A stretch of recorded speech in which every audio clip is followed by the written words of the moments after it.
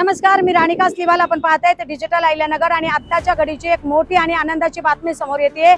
भारतभर नीट पेपर फुटीनंतर विद्यार्थ्यांनी जन आक्रोश पुकारला होता. आपण जन आक्रोश विद्यार्थ्यांचा पाहिला आणि या न्याय हक्कासाठी विद्यार्थ्यांनी अक्षरशः लाठी देखील खाल्ली. दरम्यान आता विद्यार्थ्यांच्या या आंदोलनाला 36 दिवसानंतर यश आलेलं पाहायला मिळतंय. यामध्ये सोनम वांगचुक आणि दीपके यांचा देखील मोलाचा वाटा आहे. त्यांनी विद्यार्थ्यांसाठी जीवाची पर्वा न करता रस्त्यावर उतरले. सोनम वांगचुक यांनी देखील गेली 26 दिवस उपोषणाचे हत्यार उपसले.